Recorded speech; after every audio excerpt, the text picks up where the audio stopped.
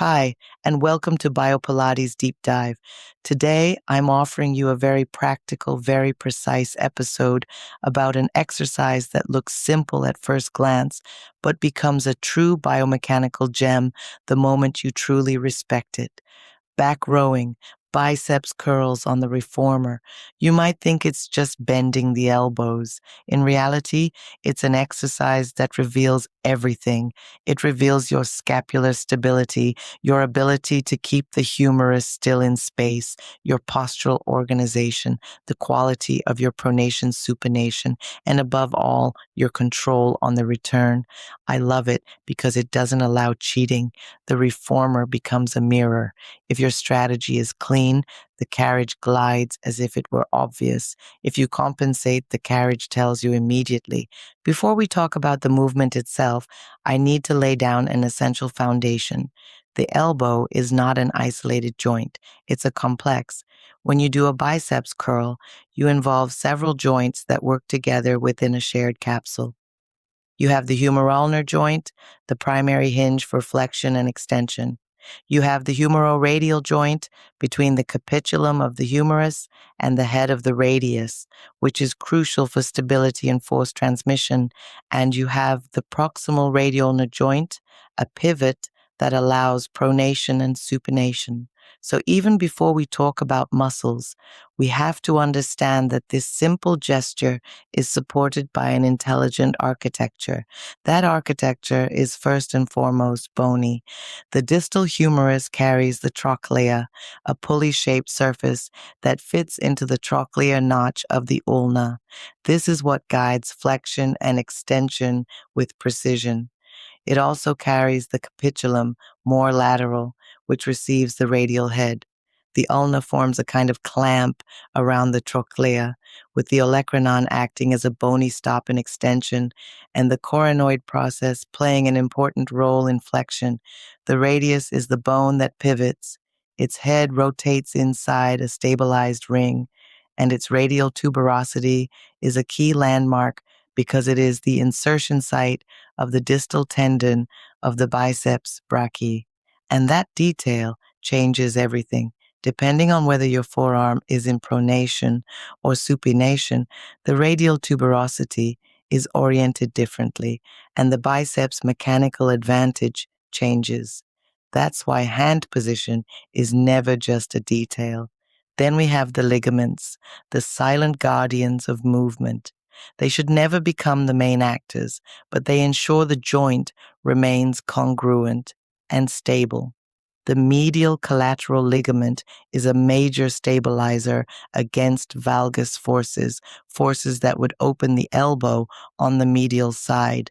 The lateral collateral complex protects against varus forces and helps prevent posterolateral instability. And the annular ligament of the radius is absolutely central. It holds the radial head against the ulna while allowing rotation. Without it, pronation supination would be unstable. So, in an exercise like the biceps curl on the reformer, our priority is not to test these ligaments, but to respect them. We don't want parasitic twisting, lateral deviation, or harsh traction. We want muscular force to travel through cleanly. And that brings us to the muscles, because that's often where attention gets stuck. The two protagonists today are the biceps brachii and the brachioradialis. The biceps brachii has two heads. The long head originates from the supraglenoid tubercle of the scapula and crosses the shoulder. The short head originates from the coracoid process of the scapula. They join and end in a distal tendon that inserts onto the radial tuberosity. The biceps also has a fascial expansion, the bicipital aponeurosis, which fans out into the forearm. It is innervated by the musculocutaneous nerve, mainly through C5 and C6, sometimes with C7 involvement. Its key actions are elbow flexion and forearm supination. Its supination is especially effective when the elbow is flexed. So this muscle is not only a powerful elbow flexor, it's also a major supinator. The brachioradialis is a forearm muscle on the lateral side. It originates from the lateral supracondylar ridge of the humerus and inserts on the distal radius near the radial styloid process. It is innervated by the radial nerve, mainly via C5 and C6. Its primary action is elbow flexion, but it is particularly effective in a neutral forearm position, the handshake position, with the thumb pointing up. And it has an interesting capacity to bring the forearm back toward neutral when coming from extreme pronation or supination. What I want you to remember is that pronation and supination don't just change the shape of the movement. They change the mechanics of the radius, the biceps lever arm, and therefore neuromuscular recruitment. In supination, palms up, the biceps is mechanically favored. In pronation, palms down, the biceps loses part of its advantage, and the brachioradialis becomes more prominent. In a neutral grip, palms facing in, the brachioradialis is often highly efficient, and the sensation is often more comfortable for many bodies. Now, let's return to the exercise itself. I'll give you the classic version, the way I teach it. Set the foot bar to position 1. Choose 1 or 2 springs depending on the level, stability, and shoulder comfort. The headrest is flat. Sit tall. Pelvis and spine neutral. Legs are straight, adducted under the shoulder blocks. Ankles are in plantar flexion, and you can lightly cross them if it helps you stabilize.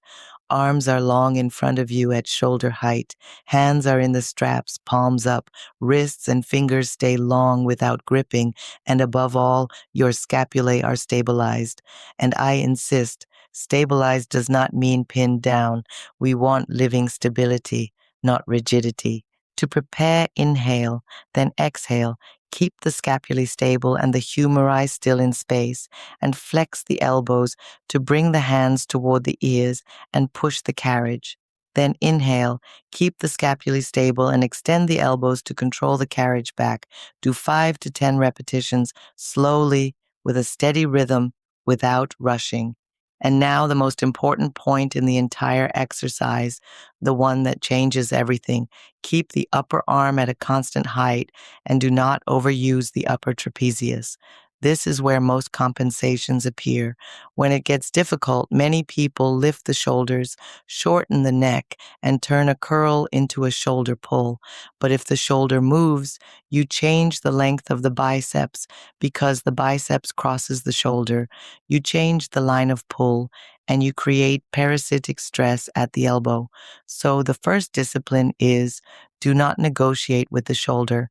Mobility is at the elbow. Stability is at the scapulae.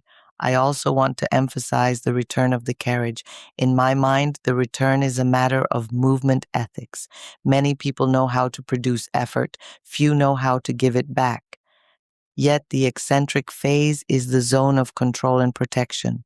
If you let the carriage pull you, you create a harsh traction. You overload the tissues, you lose precision, you lose the quality of the gesture. So we slow down the return, we keep the organization, we breathe, and we remain in charge of the movement. The variations are very interesting. You can do the exercise with palms down. There, you recruit more brachioradialis and explore a different mechanics. You can do it palms facing in a neutral grip, which is very functional and often very comfortable. You can also add a dynamic rotation. Start palms up, move into palms down during the flexion, then return during the extension, or the reverse. Start palms down, move into palms up during the flexion, and reverse again during the extension. These variations are beautiful because they train pronation, supination coordination while demanding impeccable scapular stability. And they immediately reveal whether you break the wrist, grip with the hand, or lose your axis. If I had to summarize the essence, I would say this. This is not an exercise to work your arms. It's an exercise to learn how strength and precision can coexist. It's an exercise to understand that the elbow is a complex, that forearm position changes biomechanics, that ligaments are there to protect, not to compensate, and that scapular stability is the condition for true freedom at the elbow. And above all, it teaches you something rare: strength that remains civilized, power that doesn't turn into brutality, control that protects. Thank you for listening to Biopilates Deep Dive. See you in the next episode of Biopilates Deep Dive.